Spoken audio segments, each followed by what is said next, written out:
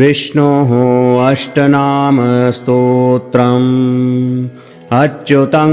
केशवं विष्णुं हरिं सत्यं जनार्दनं हंसं नारायणं चैवम् एतन्नामाष्टकं पठेत् त्रिसन्ध्यं यः पठे नित्यं दारिद्र्यं तस्य नश्यति शत्रुसैन्यं क्षयं याति दुःस्वप्नः सुखदो भवेत् गंगायां मरणं चैव दृढा भक्ति अस्तु केशवे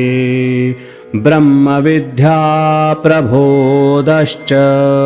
तस्मान्नित्यं पठेन्नरः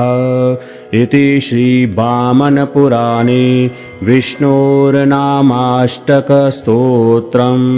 विष्णोः अष्टनामस्तोत्रम् अच्युतं केशवं विष्णुं हरिं सत्यं जनार्दनं हंसं नारायणं चैवम् एतन्नामाष्टकं पठेत् त्रिसन्ध्यं यः पठे नित्यं दारिद्र्यं तस्य नश्यति शत्रुसैन्यं क्षयं याति दुःस्वप्नः सुखदो भवेत् गंगायां मरणं चैव दृढा भक्ति अस्तु केशवे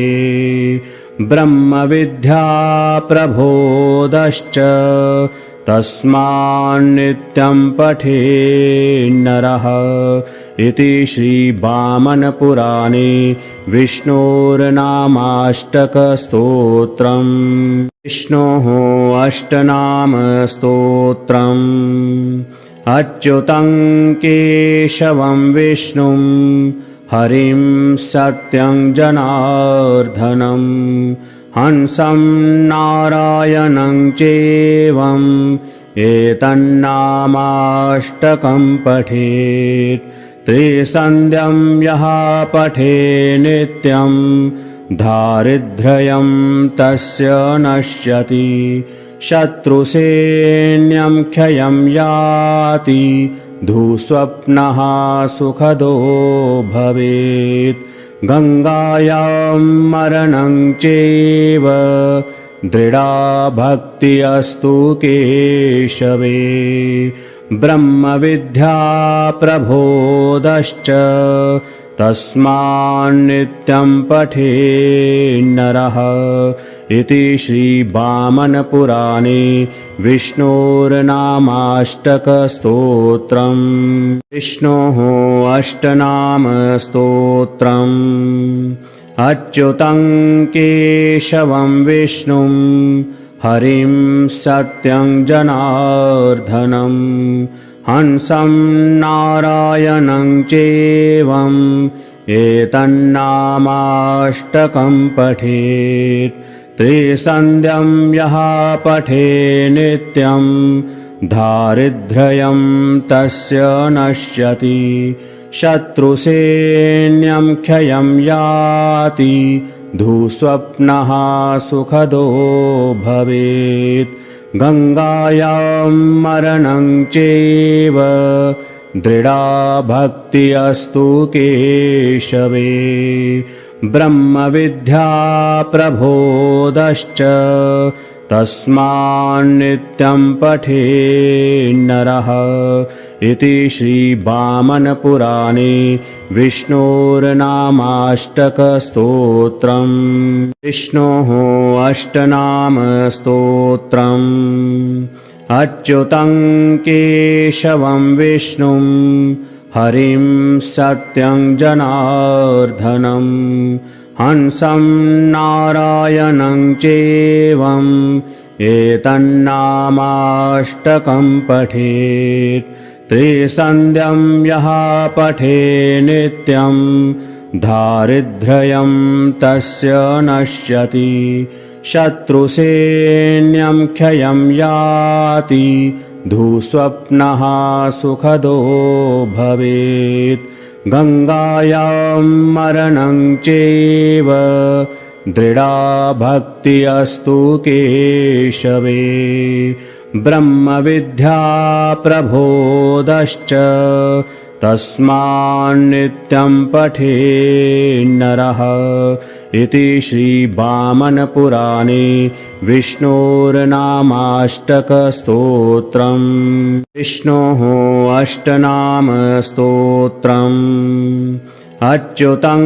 केशवं विष्णुं हरिं सत्यं जनार्दनं हंसं नारायणं चैवम् एतन्नामाष्टकं पठेत् त्रिसन्ध्यं यः पठे नित्यं दारिद्र्यं तस्य नश्यति शत्रुसैन्यं क्षयं याति धूस्वप्नः सुखदो भवेत् गङ्गायां मरणं चैव दृढा भक्ति अस्तु केशवे ब्रह्मविद्या प्रबोधश्च तस्मान्नित्यं पठेन्नरः इति श्रीवामनपुराणे विष्णोर्नामाष्टकस्तोत्रम् विष्णोः अष्टनामस्तोत्रम् अच्युतं केशवं विष्णुं हरिं सत्यं जनार्दनं हंसं नारायणं चैवम् एतन्नामाष्टकं पठेत् त्रिसन्ध्यं यः पठे नित्यं दारिद्र्यं तस्य नश्यति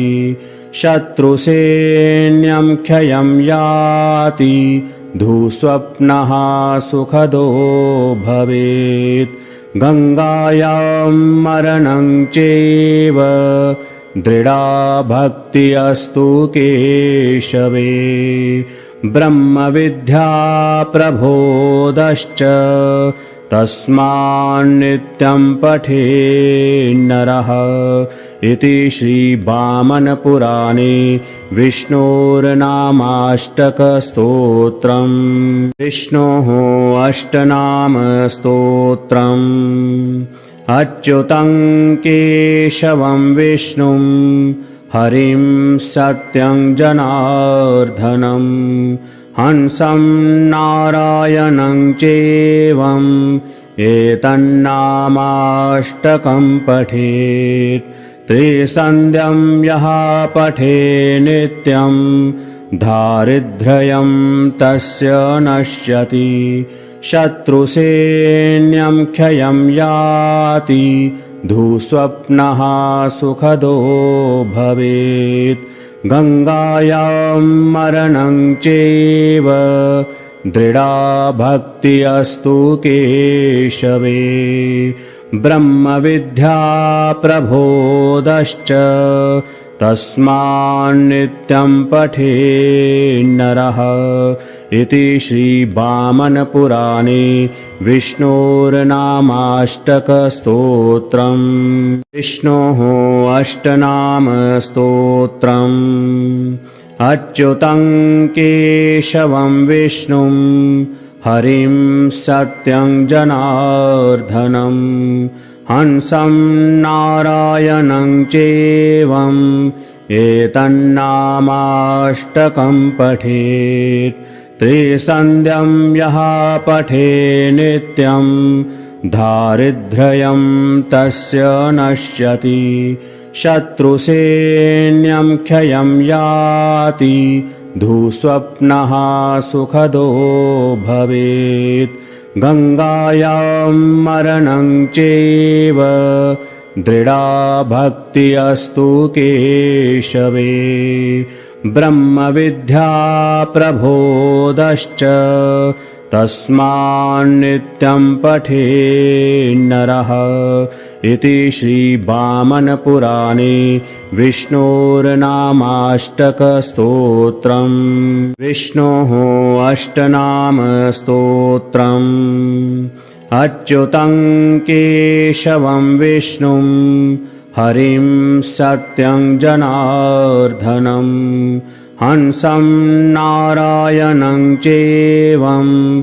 एतन्नामाष्टकं पठेत् त्रिसन्ध्यं यः पठे नित्यं दारिद्र्यं तस्य नश्यति शत्रुसैन्यं क्षयं याति दुःस्वप्नः सुखदो भवेत् गङ्गायां मरणं चैव दृढा भक्ति अस्तु केशवे ब्रह्मविद्या प्रबोधश्च तस्मान्नित्यं पठेन्नरः इति श्रीवामनपुराणे विष्णोर्नामाष्टकस्तोत्रम् विष्णोः अष्टनामस्तोत्रम् अच्युतं केशवं विष्णुं हरिं सत्यं जनार्दनं हंसं नारायणं चैवम् एतन्नामाष्टकं पठेत् त्रिसन्ध्यं यः पठे नित्यं दारिद्र्यं तस्य नश्यति शत्रुसैन्यं क्षयं याति दुःस्वप्नः सुखदो भवेत् गङ्गायां मरणं चैव दृढा भक्ति अस्तु केशवे ब्रह्मविद्या प्रबोधश्च तस्मान्नित्यं पठेन्नरः इति श्रीवामनपुराणे विष्णोर्नामाष्टकस्तोत्रम् विष्णोः अष्टनामस्तोत्रम् अच्युतं केशवं विष्णुं हरिं सत्यं जनार्दनं हंसं नारायणं चैवम् एतन्नामाष्टकं पठेत् त्रिसन्ध्यं यः पठे नित्यं दारिद्र्यं तस्य नश्यति शत्रुसैन्यं क्षयं याति दुःस्वप्नः सुखदो भवेत् गङ्गायां मरणं चैव दृढा भक्ति अस्तु केशवे ब्रह्मविद्या प्रबोधश्च तस्मान्नित्यं पठेन्नरः इति श्रीवामनपुराणे विष्णोर्नामाष्टकस्तोत्रम् विष्णोः अष्टनामस्तोत्रम् अच्युतं केशवं विष्णुं हरिं सत्यं जनार्दनं हंसं नारायणं चैवम् एतन्नामाष्टकं पठेत् त्रिसन्ध्यं यः पठे नित्यं दारिद्र्यं तस्य नश्यति शत्रुसैन्यं क्षयं याति दुःस्वप्नः सुखदो भवेत् गङ्गायां मरणं चैव दृढा भक्ति अस्तु केशवे ब्रह्मविद्या प्रबोधश्च तस्मान्नित्यं पठेन्नरः इति श्रीवामनपुराणे विष्णोर्नामाष्टकस्तोत्रम् विष्णोः अष्टनामस्तोत्रम् अच्युतं केशवं विष्णुं हरिं सत्यं जनार्दनं हंसं नारायणं चैवम् एतन्नामाष्टकं पठेत् त्रिसन्ध्यं यः पठे नित्यं दारिद्र्यं तस्य नश्यति शत्रुसैन्यं क्षयं याति दुःस्वप्नः सुखदो भवेत् गङ्गायां मरणं चैव दृढा भक्ति अस्तु केशवे ब्रह्मविद्या प्रबोधश्च तस्मान्नित्यं पठेन्नरः इति श्रीवामनपुराणे विष्णोर्नामाष्टकस्तोत्रम् विष्णोः अष्टनामस्तोत्रम् अच्युतं केशवं विष्णुं हरिं सत्यं जनार्दनं हंसं नारायणं चैवम् एतन्नामाष्टकं पठेत् त्रिसन्ध्यं यः पठे नित्यं दारिद्र्यं तस्य नश्यति शत्रुसैन्यं क्षयं याति दुःस्वप्नः सुखदो भवेत् गङ्गायां मरणं चैव दृढा भक्ति अस्तु केशवे ब्रह्मविद्या प्रबोधश्च तस्मान्नित्यं पठेन्नरः इति श्रीवामनपुराणे विष्णोर्नामाष्टकस्तोत्रम् विष्णोः अष्टनामस्तोत्रम् अच्युतं केशवं विष्णुं हरिं सत्यं जनार्दनं हंसं नारायणं चैवम् एतन्नामाष्टकं पठेत् त्रिसन्ध्यं यः पठे नित्यं दारिद्र्यं तस्य नश्यति शत्रुसैन्यं क्षयं याति दुःस्वप्नः सुखदो भवेत् गङ्गायां मरणं चैव दृढा भक्ति अस्तु केशवे ब्रह्मविद्या प्रबोधश्च तस्मान्नित्यं पठेन्नरः इति श्रीवामनपुराणे विष्णोर्नामाष्टकस्तोत्रम् विष्णोः अष्टनामस्तोत्रम् अच्युतं केशवं विष्णुं हरिं सत्यं जनार्दनं हंसं नारायणं चैवम् एतन्नामाष्टकं पठेत् त्रिसन्ध्यं यः पठे नित्यं दारिद्र्यं तस्य नश्यति शत्रुसैन्यं क्षयं याति दुःस्वप्नः सुखदो भवेत् गङ्गायां मरणं चैव दृढा भक्ति अस्तु केशवे ब्रह्मविद्या प्रबोधश्च तस्मान्नित्यं पठेन्नरः इति श्रीवामनपुराणे विष्णोर्नामाष्टकस्तोत्रम् विष्णोः अष्टनामस्तोत्रम् अच्युतं केशवं विष्णुं हरिं सत्यं जनार्दनं हंसं नारायणं चैवम् एतन्नामाष्टकं